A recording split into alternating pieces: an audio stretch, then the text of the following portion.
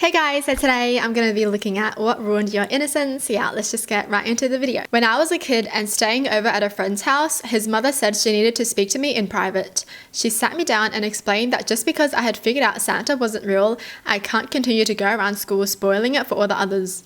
That wasn't me. I hadn't been doing that and I still believed in Santa. The mum's a bitch. Excuse me? You gotta get it right. You gotta get the right kid. That's so sad. The fact that, they're just heartbroken over Santa isn't real and this parent told him off. Wow. I'd actually cry. I'd feel so wronged and I would feel so robbed. How dare she? Nightmare as a child. Walked into my parents' bedroom to get comfort from parents. Mum was full on writing dad and all I could say at the time was, "What are you guys doing?" Went back to my room just trying to figure out what the heck is going on, and my dad came in a few minutes later and said, "So what'd you see?" Mum was hugging you funny. Yes, she was. I wonder how old they were when they finally figured out what it was. I feel like kids these days though, they know everything so fast. When I was a kid, I didn't even know anything. I'm talking 15 plus and I still didn't know what the heck was what. I didn't even know. I didn't even see anything. I just didn't know. Parents were divorced. Dad was an addict. Saw him on weekends. Lived with my mum until I was about 4 when he relapsed and some legal shit went down that gave my mum full custody. Didn't hear from him since. Not even a card. My whole childhood and teen years were spent thinking he was on the street somewhere, living addicted and homeless. And that's the reason why I couldn't even get a card and he didn't pay a single cent of child support.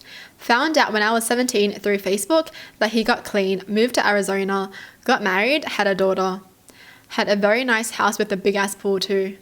I'll be so pissed. Actually, I'll be so freaking mad. No way. The fact that your dad just abandoned you and that he didn't even reach out once. But he creates a whole new family and he also has a kid. So you just know that you're not as important to him as his other kid. Crawling over a rock during a family outing to see my father on top of my mum's best friend when I was 11. I was crushed and scared. The real effed up thing is that they made me keep it a secret, which I did for 2 very long tormented years. No. Wow. I don't think I would be able to keep it a secret. I had a big mouth as a kid. Oh my god, the other day I saw Daddy doing this, Mom. What the heck does that mean? Why was he on top of Betty? My parents divorced when I was around 2, so for as long as I could remember, I spent every second weekend with my dad. That was normal to me, and in of itself wasn't a problem. We had a great time and overall was a positive influence, though I think in retrospect, I think I formed myself into the man I am today. I believe a pretty decent one, by learning from his mistakes as much as I was molded by him. When I was really young, he would pick me up Friday evening and return me Sunday evening. Then as I got older, Friday evening turned into early Saturday morning. Then late Saturday morning. Sunday evening became Sunday afternoon.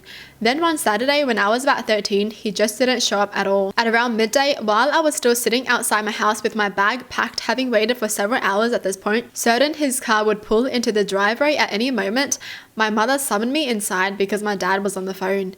He was calling me from a payphone just across the state border to tell me he'd packed everything he owned into his car and driven through the night to be with his girlfriend who had recently moved interstate, so I wouldn't be seeing him that weekend or for the foreseeable future. A couple of years later, he sent me a plane ticket to come visit him, and I went. More for the prospect of flying interstate for the first time than seeing him, but I did want to see him. While driving from the airport to his girlfriend's house, he made a point of showing me the payphone he called from. I really don't know what he thought I'd get out of that. We don't talk much anymore. Dang, what? He left his son for a girl? That's crazy. And I think the dad thought he was doing such a good job as a dad when he was just doing the bare minimum. The way he was like, "Oh yeah, I called you from this payphone. I paid to call you." Okay?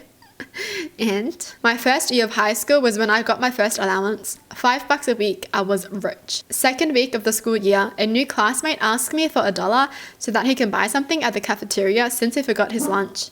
He will pay me back the day after. Okay, I loan him $1. The day after, he tells me he'll pay me back when he'll receive his allowance next week. Okay, I only get money once a week as well. Come next week, I remind him about the dollar. He says he has no money. Later that day, during lunchtime, I see him buying a brownie at the cafeteria. A tough but valuable lesson was learned that day, and a part of me still somewhat hoped he's still begging for $1 in some ditch at the moment. Yeah, I hope he gets his karma, you know. Wow, taking someone's $1 so much as a kid. How dare he? Could have bought so much candy with $1 back then. Now, what the heck can you even buy? Sad. The first time I remember my parents arguing in front of me, my father threatening to call the police on my mother if we will not return at the exact time specified in the agreement, as in if we were not there by 6:01. It was the first realization my parents cared nothing for me and just cared about hurting the other parent. What the heck? That's sad. It's even the fact that they're arguing in front of their own kid. I had 2 friends that would just steal from me. I lost half my baseball cards because I wasn't paying attention. I lost an important set of comic books. The specific moment, I found my empty wallet on the way to my friend's house in the road. My dad helped me get my money back. I realized I was gullible shortly after this, and surprisingly, I stood up for myself eventually too. Wow.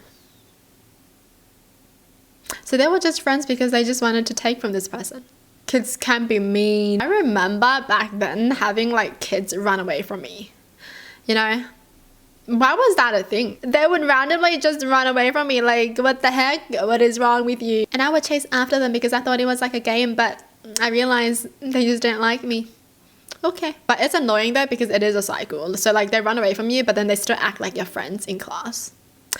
But then at lunchtime, they just ran away. Watching my dad lose his shit, clear the kitchen table of an entire meal, broken glass everywhere, hitting my mum crying and telling me not to walk on the kitchen floor. I was about 3 years old. Wow. They still remember all that when they were 3? Is it because it's like so traumatic? I guess you can't really forget that, hey? Seeing your mum get hit. I remember learning about periods and female in 4th grade human growth and development, and it sounded so awful that I was like, you mean there's no cure? Does the president know? Why isn't anyone doing something about this? And just being upset. Welcome to the horrible world of female healthcare. Baby me. Honestly, this is probably the same reaction that we all have.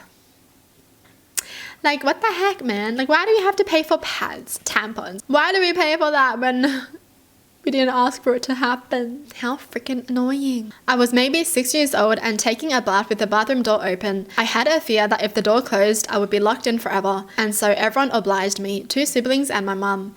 One day, I'm in the bath and daydreaming. As a kid, I wanted to be a director, so I would daydream entire movies in my head constantly. My eyes are closed as I begin to sink lower into the bath, when suddenly I am submerged entirely. 2 hands were weighing down on my shoulders, and I quickly realized I was being drowned. I tried to scream, but my mouth was filling with water, so obviously I couldn't. Then out of nowhere, the hands are gone, and I rise up to see my mother staring back at me, with tears streaming down her cheeks. I didn't say anything. Perhaps I was confused or just too afraid to. She told me, I'm so sorry, then turned and left the room just like that. Not the only time a situation like that arose, just the first in my memory, and probably my first brush with the idea. Luckily, I survived all attempts, and have since been able to enjoy baths as an adult in peace. Their own mum tried to drown them. What is wrong with her? She just attempted murder. Why would she randomly do that? And then she's like, I'm sorry, I tried to kill you.